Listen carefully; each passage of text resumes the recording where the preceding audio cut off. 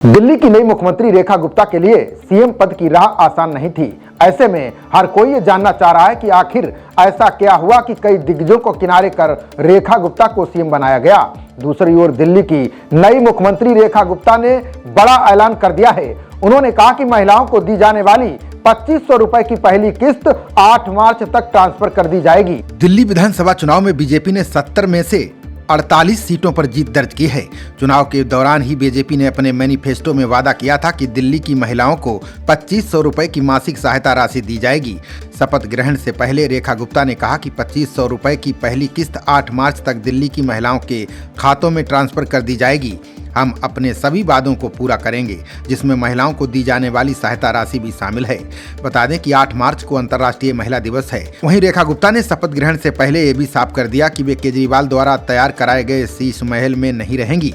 बता दें कि दिल्ली में सत्ता का समीकरण साधना बहुत आसान नहीं था। 48 विधायकों वाले दल के पास उपयुक्त मुख्यमंत्री और मंत्रियों को चुनना एक बड़ी चुनौती थी। वैसे तो बीजेपी ने चुनाव से पहले मुख्यमंत्री के तौर पर किसी नाम की घोषणा नहीं की थी, लेकिन कई वरिष्ठ नेताओं को चुनावी मैदान में जरूर उतारा था। इसलिए तभी से कयासबाजी हो रही थी कि अगर बीजेपी की सरकार बनती है तो कई सारे सीनियर नेताओं में मुख्यमंत्री पद को लेकर कांटे की टक्कर रहेगी। दिल्ली का पेचीदा जातीय और सामाजिक समीकरण भी था। इस बार 48 विधायकों में 11 विधायक जाट समुदाय से चुनकर आए हैं, जिसमें अरविंद केजरीवाल को नई दिल्ली से हराने वाले प्रवेश साहिब सिंह वर्मा भी शामिल थे। इसके अलावा समीकरण ये भी था कि बीजेपी के कोर वोटर माने जाने वाले पंजाबी और वैश्य समुदाय को ही उचित जगह दी जाए। भाजपा ने यही किया। रेखा गुप्ता को सीएम चुनने के बाद पार्टी के नेतृत्व के सामने ये चुनौती थी कि कैसे सीनियर नेताओं को रूठने ना दिया जाए। मीटिंग शुरू होने से ठीक पहले 3 सीनियर नेताओं को अलग से बैठक के लिए बुलाया गया। इन नेताओं में विजेंद्र गुप्ता, सतीश उपाध्याय और प्रवेश साहिब सिंह वर्मा शामिल थे। 2 वरिष्ठ महिला नेताओं अलका गुर्जर और कमलजीत सरावत को इन नेताओं को ये बताने के लिए कहा गया कि पार्टी हाईकमान क्या चाहता है।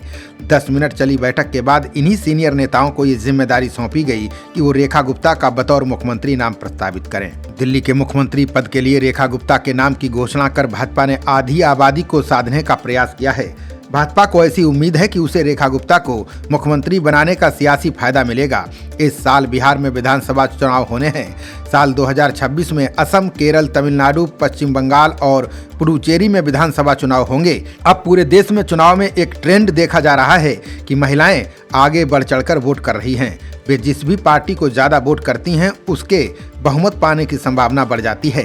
केंद्र सरकार ने जिस तरह संसद विधानसभाओं में महिलाओं के 1/3 आरक्षण का कानून पास किया है, उसे भी इस बात का संकेत माना जा रहा है कि देश की आगे आने वाली रणनीति महिला केंद्रित होने जा रही है।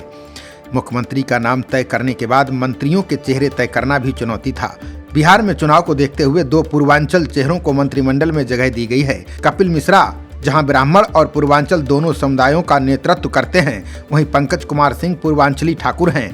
प्रवेश वर्मा को जगह देकर जाट समुदाय को प्रतिनिधित्व दिया गया है, तो मनजिंदर सिंह सिरसा के जरिए सिख समुदाय को साधा गया है। खबरों का सिलसिला जारी रहेगा।